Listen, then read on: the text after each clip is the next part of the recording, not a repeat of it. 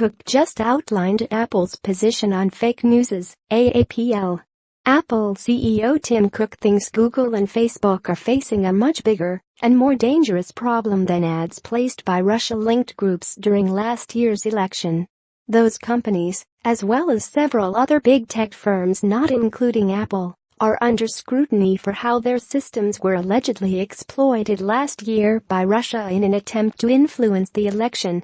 But the focus on Russia-linked ads misses the big picture, Cook said in an interview on NBC Nightly News with Lester Holt.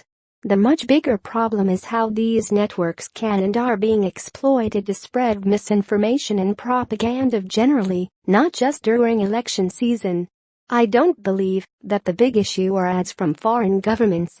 I believe that's like 0.1% of the issue, Cook said. The bigger issue is that some of these tools are used to divide people, to manipulate people, to get fake news to people in broad numbers, and so to influence their thinking. He added, "This, to me, is the number 1 through 10 issue." Cook's interview came on the same day that leaders from Google, Twitter, and Facebook testified to Congress about alleged Russian political interference. Those and several other big tech companies are under fire following revelations that Russia-linked agents bought online advertisements that they used to target Americans with divisive political messages.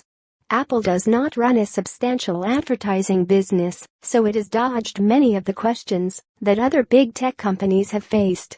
Microsoft's head of communications was a fan of Cook's answer. Tim Cook frames this issue perfectly. https://t.co/7AUWVMJ2F Cook also used his appearance on NBC to push for tax reform. Apple has an enormous amount of money, $261.5 billion, in cash and marketable securities, of which 94% is stashed overseas.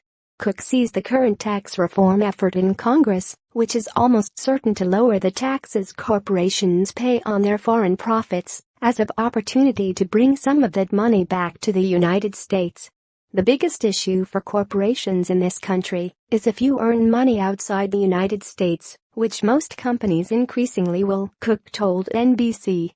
It's taxed in those countries. By the way, the only way you can bring it into the US and invest is if you pay 40% for us. This is kind of a crazy thing to do. So what do people do? They don't bring it to the United States. It's not good for investment in the US. And so this needs to be fixed. In my view, it should have been fixed years ago. But let's get it done now, Cook continued.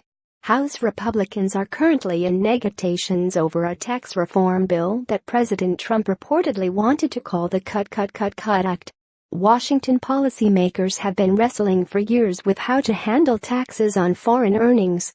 Congress enacted a so-called tax holiday in 2004 to encourage companies to repatriate their overseas cash, with the idea that the money would be used to invest in the U.S. and hire workers. But the move reportedly cost the U.S. Treasury billions of dollars, and many of the companies that took advantage of it ended up laying off workers. Meanwhile, Apple and other tech companies have been under fire for years for using various schemes to reduce their claimed tax liabilities in the U.S. and overseas. Apple in particular has been forced to pay back taxes in Italy and Japan, and is in a dispute with Europe over a massive tax bill in Ireland.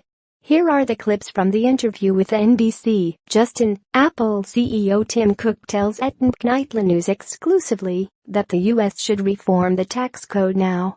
https://t.co/cgk1gcihbwpic.twitter.com. Get the latest Google stuff.